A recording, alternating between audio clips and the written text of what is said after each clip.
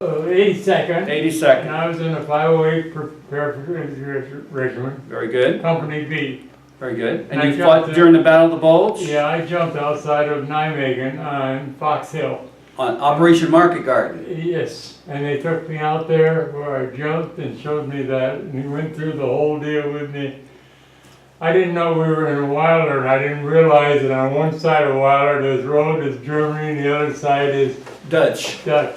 And here it's Belgium. We're all very close to each other. Well, I came here with the 82nd. I was at St. Vith in Vielsalm, Yes, sir. and then we pulled back.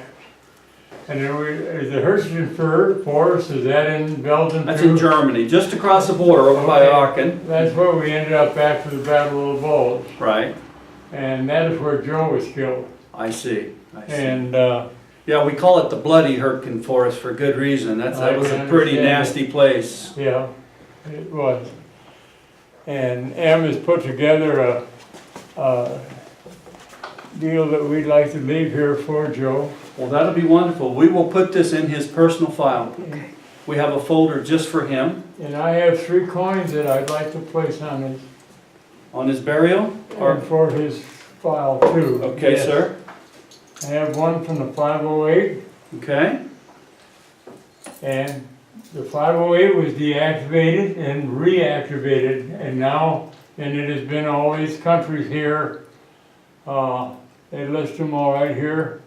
I can't read that, but World War II and Wow. All the campaigns. Vietnam and Panama, all over the place. and then I've got one other coin. This is Nevada. His state.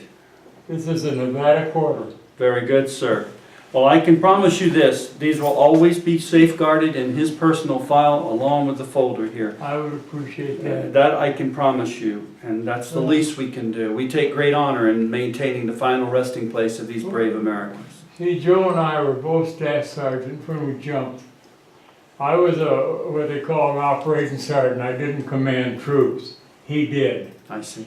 And we were tied down. We went back, we jumped outside of Nijmegen, went into Nijmegen on the night of the 17th. Our object was to go to the bridge and save that so Monty could come up over the bridge, go in the back door of Germany. Yes, sir. Well, what happened was we got hit, ran into the Germans, and then had a lot of fighting going on there. And then they told us we had to go back out to the drop zone and clear it of Germans so the gliders could come in and bring the big guns and the jeeps and heavy equipment in. And I went over to talk to Joe. We were pinned down. The regiment couldn't move. And one of us, he or I, decided that we were going to do something about this. So we worked our way down to a fence line, tore through the fence line. I went one way, he went the other, and we just started shooting at the Germans. One thing you learn in combat, you never know that you kill anybody. You do, but you don't know that. You keep moving. Because you keep moving, you're shooting at them, and you see them fall, and that's, all you're interested in is preserving your life and getting to the destiny. Anyway, it broke through so the whole regiment could go through.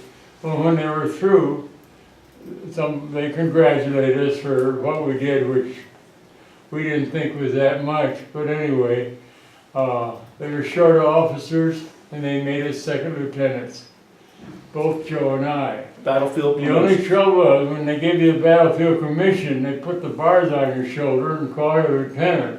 But you don't get the pay or the recognition otherwise, financially or anything. But then the snipers look out for you because of them bars too, Yeah. to make you more of a target. Well, anyway, it wasn't, Joe was killed in January. 31st of January. January 31st.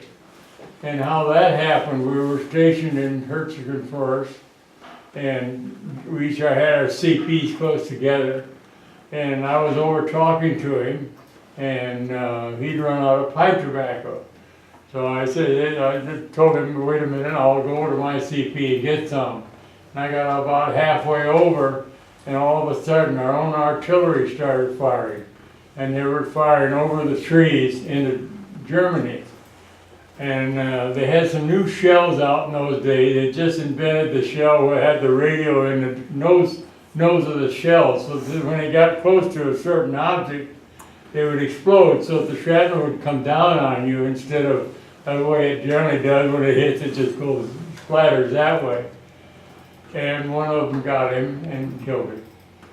Well, after I got my commission, I went to the headquarters to find out if I could if they could issue Joe posthumously, and they couldn't.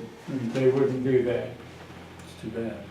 But Joe and I, the reason, and the way we got so close is after we made second lieutenant, of course, everywhere we went, like we're all doing in the Battle of Bulge, we each had platoons, and they'd send officers down to train with it, or to take over the platoon, because they don't want senior officers rather than a couple that are lieutenants. Even though you guys knew better what was going on than the senior officers Well, did. they keep getting hurt or injured, getting withdrawn, we keep getting new officers all the time, but we ended up doing the work. I bet you, without the pay. Yeah.